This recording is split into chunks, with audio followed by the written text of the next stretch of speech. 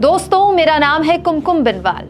आज से ठीक 6 साल पहले आज ही के दिन रात को 8 बजे प्रधानमंत्री मोदी अचानक राष्ट्र को संबोधित करने आए थे, ये कहते हुए कि 500 और 1000 के नोट लीगल टेंडर नहीं रहेंगे। यानी कि नोटबंदी का ऐलान किया गया था बड़े नोटों के खिलाफ।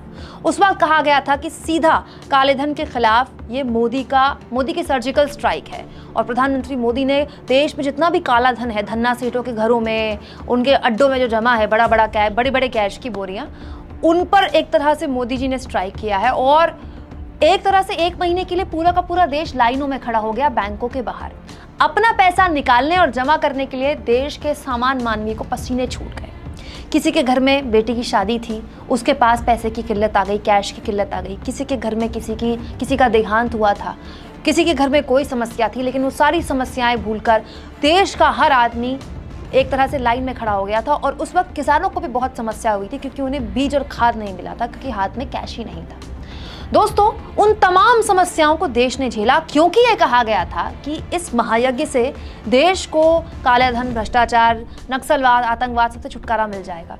अब कितना छुटकारा मिला है, नहीं मिला है, इसका जवाब आप और हम जानते हैं।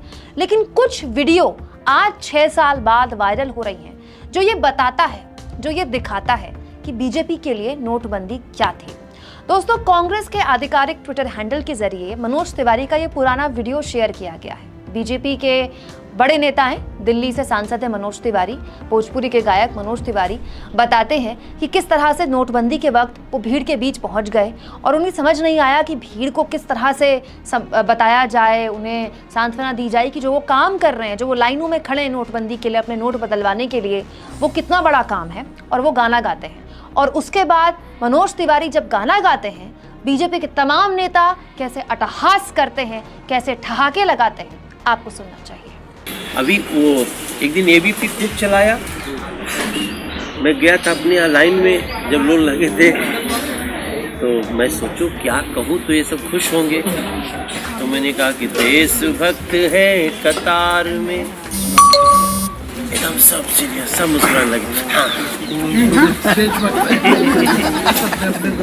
देशभक्त है कतार में, लगी है भारी भीड़, तकलीफों से सज रही भारत की तस्वीर।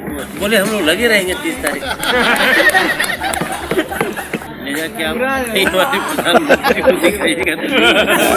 दिखाइएगा तो नहीं। मनोज तिवारी समझ रहे थे कि अगर ये वीडियो बाहर वायरल हो गया, आसपास तो सब बीजेपी के लोग ही बैठे हैं, लेकिन आम जनता के बीच वायरल हो गया तो उन्हें बड़ा दुख होगा, बड़ी तकलीफ होगी कि जिस आम जनता की तकलीफ पर बीजेपी के तमाम नेता ठहाके लगा रहे हैं गाने गाते हुए, उस आम जनता ने 42 दिनों में, उन 45 दिनों में कितनी बड़ी मुश्किल झेली है। दोस्तों, ये तो मनोज तिवारी का वीडियो है। प्रधानमंत्री मोदी का भी एक वीडियो सोशल मीडिया में वायरल है, वो भी 6 साल पुराना है। नोटबंदी को लेकर प्रधानमंत्री उस वक्त किस तरह से लोगों के बीच जाते थे और कैसे ठहाके लगाए जाते थे, उनकी इन बातों पर सुनिए। 500 और 1000 के नोट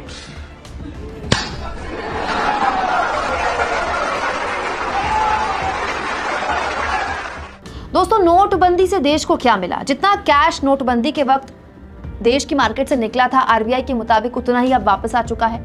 डिजिटल ट्रांजैक्शन बढ़ा है, लेकिन वक्त के साथ वो तो वैसे भी बढ़ता। इसके अलावा काला धन अब भी उतना ही है। अब भी बड़े बड़े धन्ना सेठों के घरों में हम ही आपको खबर दिखाते हैं 2-2 हज़ार के नोट मिल जाते हैं। तो बड़ा सवाल है कि नोटबंदी से देश को क्या मिला? देश को कुछ नहीं मिला, लेकिन नोटबंदी से बीजेपी को बहुत कुछ मिला। बीजेपी ने अपनी पहली उत्तर प्रदेश में प्रचंड बहुमत की सरकार बनाई नोटबंदी के बाद।